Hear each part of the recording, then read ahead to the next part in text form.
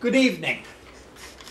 This is the Struggle for Justice show. I'm your host, Bobby Dellelo. With me today, we have a very special guest, Stephen Doherty. He is the author of the book, The Execution Squad Fraud, Being Bum Beefed. This is the book here. This is a must-read book. Prisoners are very familiar with what goes on here, but your average John Q. citizen has no clue as to what's happening, and we're going to go into some detail today. One of the things I'd like to do is explain to you that there was a murder in Walpole Prison. A prisoner got killed, and Stevie and two other individuals were framed by an individual, and it's an amazing story that's just going to blow your mind. What I want to read here for a minute is an individual named Codden, Tommy Codden, testified that 3 other people did this murder. And what's most interesting is who had the motive. Now, I'm going to run down this thing. It was admitted that neither I nor the other defendants had any motive. Codden had multiple motives. Parada had just divorced Codden's sister and had a new girlfriend. Codden and Parada were involved in an ongoing beef over this problem. Codden gave Parada a black eye just a few days before he was murdered. Parada was murdered on the day that he was getting a visit from his girlfriend. Parada's penis, which the girlfriend took from the wife, was torn from his body. Parada testified against Codden at a federal grand jury. Parada had a fight with Codden's best friend Stokes, and then Stokes was killed. Codden was the last person with Parada. Codden found Parada's body. Codden knew that he was going to get out of prison for testifying. And it is absolutely amazing that based on that individual's testimony, 3 individuals were sentenced for murder. And Stevie, explain to us how this evolved. Well, first of all, you had to see it in the context. Walpole reportedly had the highest murder rate of any prison in the country back in the 70s, and definitely had the lowest conviction rate, 0. And the media was all over the DA's office. Why can't you get a conviction? Why can't you get a conviction? Their latest gaffe, they just screwed up the Boston Strangler case. Remember when the Skinner DeSalvo got whacked? They tried the wrong guys twice, got them, they got hung juries, and everybody knew they had the wrong guys, so now the media is all over them. Why can't you get a conviction? All of a sudden, here comes a horrific case. A guy gets found dead on Thanksgiving Day, and his little thing had been torn off from his body and stuffed in his mouth, and so that gets publicity. And all of a sudden, here comes this lying junkie rat, Tommy Codden. I saw who did it. I saw who did it. And they come in and they snatch 9 of us out of, in the middle of the night. This comes out of nowhere. They snatch me and 8 other guys out of Walpole about midnight and take us down to Bridgewater.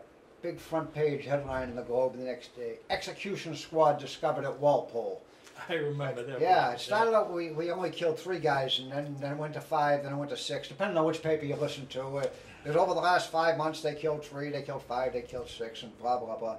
And big, as I said, big front page headline, and they've got all kinds of obvious evidence against us.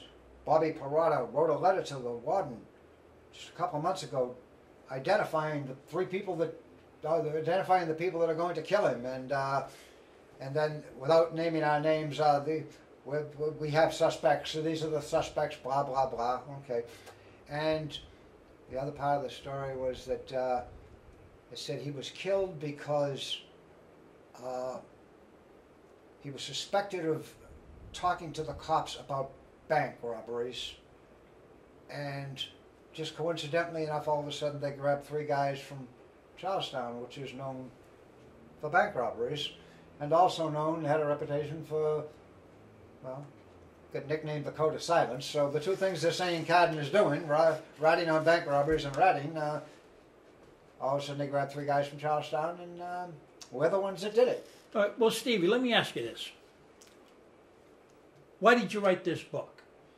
Well, you know, it's a two-phase thing. Is I wrote a book about what the alleged justice system did to me, but I'd like to end it in like this. I'm far from the only one they've ever done this to, and what I wanted to lay out there is, yeah, they did this to me, but it's what they did, not that they did it to me. In the end, it started out, this is what they did to me, but in the end, I wanted it to be here. This is what the justice system, not just a lying, politically ambitious district attorney, not just a lying cop who hid evidence that you wouldn't believe, the state trooper, not just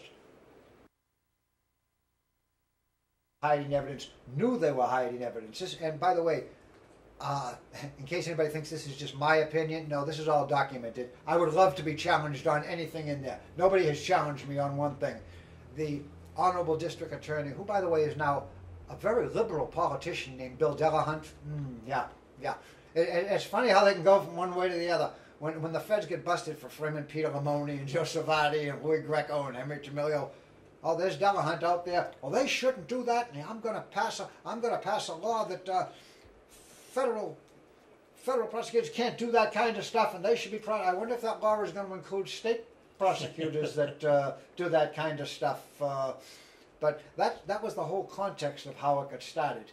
Delahunt needed a conviction, and all of a sudden. And you do go into detail in this book on that. Yes. Yeah, I positively do. As I said, I'd love somebody to challenge me on it, but they don't. Everybody just wants to avoid it, and which of course is what the media does on so many things. We all. Do you think the media covers up bum beefs? Oh boy, don't they ever! Don't they ever! I mean, we all remember. Well, you'd remember him, and other people in opposition would, but Willie Bennett. Yes. Willie Bennett, sure. You guys out there remember Willie Bennett? I bet you 1 out of 10 might. He was the guy. He was that evil guy that killed his wife. Well, pregnant wife. No. He killed poor Mr. the Stewart's wife. Right. Poor Mr. Stewart with his 9-month pregnant wife. And for 2 months, we all knew Willie Bennett did it. Evil Willie Bennett. He was such an evil person. He killed a 9-month pregnant woman. He did it every day on the front page. Yeah. I mean, you know, all of the do-gooders were going to be out there out in front of the State House. We want the death penalty back. Look at what this guy did. And then, of course, Stewart's brother rats on him. Said, well, no, it wasn't Bennett. My brother D killed his own wife. And Stewart jumps off the Mystic River Bridge. And then all of a sudden it was Willie who? Willie who? Willie was never in the paper again. He swept him right under the rug. That was... Well, do you remember the Lawrence Adams situation? Lawrence Adams was found guilty of murder. A prisoner got up and testified that Lawrence Adams admitted to him that he killed this guy. Oh, of course. And Lawrence always said, I don't know this guy. I never met him in my life. Yeah. After doing 24 or 34 years, the hidden evidence comes out. This individual was never in the same county jail with Lawrence Adams. Yeah. The judge went through the roof and threw the case out. Yeah.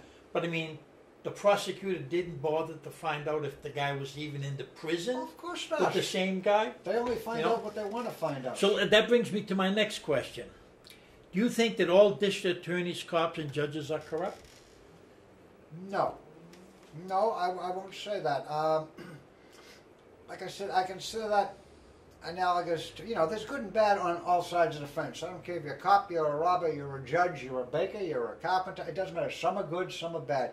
But it's like, I find it analogous to the rumor that Big Brother starts that everybody inside claims to be innocent. And, you know, and every time somebody files a case and says, I didn't do it, Big Brother says, they all say that. And unfortunately, there are so many sheep out there that believe everything that the media prints. Well, let me ask you this, to interrupt you a little bit.